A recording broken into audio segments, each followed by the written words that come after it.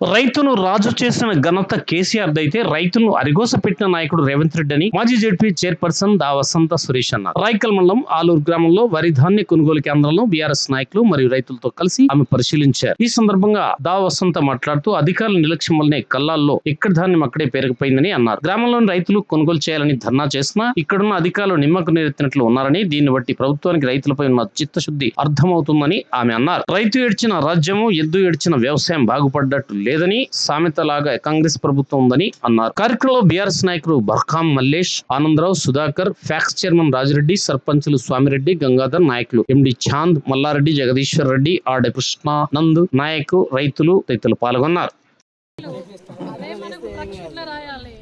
రాత్రి వాళ్ళు అక్కడ ఆ ట్రక్స్కి వాళ్ళు ఏం చెప్తే వాళ్ళు రాయరు కదా, ఏ ఆఫీసర్ రాడానికి మేము పోయి ఆడ బతిరాడి దించిపించుకుంటే ఫోన్ కంగారు మేము బతిరాడు తప్ప కానీ ఏ ఆఫీసర్ నచ్చున్నాడు.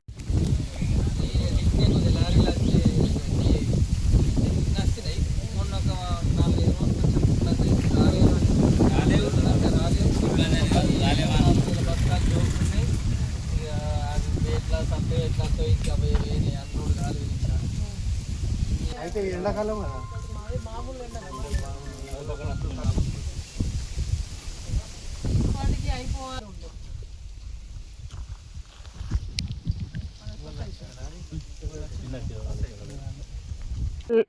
మన ఆలూరు గ్రామం పరిధిలో ఉన్నటువంటి మరి రైతులు ప్యాక్స్ ద్వారా ఇలా కొనుగోలు కేంద్రాలను రిబ్బన్ కటింగ్లకు మాత్రమే పరిమితం అయిపోయారు తప్ప ఇవాళ దాదాపు 12,000 క్వింటాలకు పైగా ఇక్కడ ఆలూరు గ్రామంలో మరి రాయకల్, అల్లిపూర్ తర్వాత మరి 3వ స్థానంలో మరి అతిపెద్ద గ్రామం, మంచి రైతులు, అభ్యుదయ రైతులు ఉండేటువంటి మరి ఆలూరు గ్రామం పైన ఇవాళ అధికారులు చిన్న చూపు వహించడం నిజంగా కూడా ఇది అధికారుల నిర్లక్ష్యం వల్లనే ఇవాళ ఎక్కడి కళ్ళల్లో ఎక్కడ ఉన్నటువంటి ధాన్యం అదే విధంగా పేరుకపోయింది.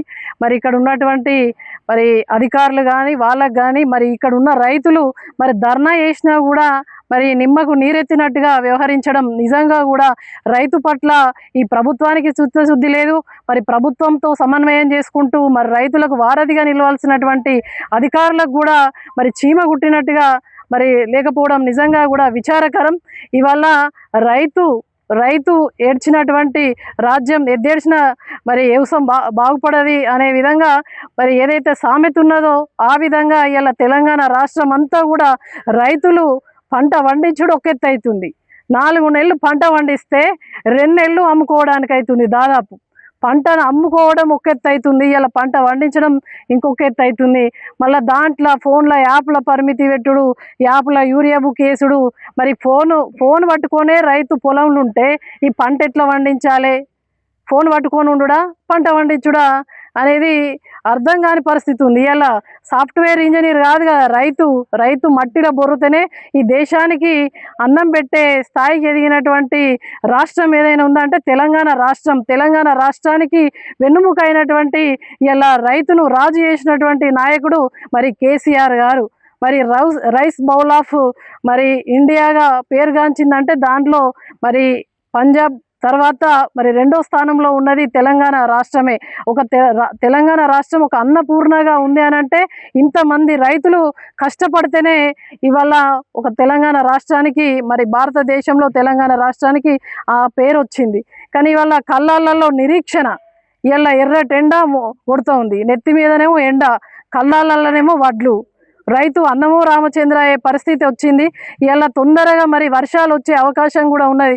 ఒకసారి మొగులుకు చూస్తే మరి వర్షం వస్తుందా అని చెప్పేసి భయం గుప్పిట్లో పెట్టుకొని మరి 6 కాలం కష్టపడి శ్రమించి పండించినటువంటి పంట ఒకవైపు రైతు మరి గొడగొడ కన్నీరు పెడతా ఉంటే ఇంకోవైపు మళ్ళా నెక్స్ట్ పంటకు మరి ప్లాన్ చేసుకోవాలన్నా కూడా ఇబ్బందికర పరిస్థితి. ఏదేమైనా కూడా ఇప్పటికైనా ఈ ప్రభుత్వం నిద్ర మేల్కొని మొద్దు నిద్రను వీడి రైతులకు ఎక్కడెక్కడైతే ఇంకా వడ్లు ఉన్నాయో లారీలు ఎంత కొరత ఉన్నాయి, గన్నీలు ఎంత కొరత ఉన్నాయి, హమాలు ఎంత అవసరం ఉన్నదని చెప్పేసి మరి కొన్న ధాన్యం దాదాపు 50% అని చెప్తున్నారు. ఇంకా 50% కళ్ళల్లోనే ఉంది.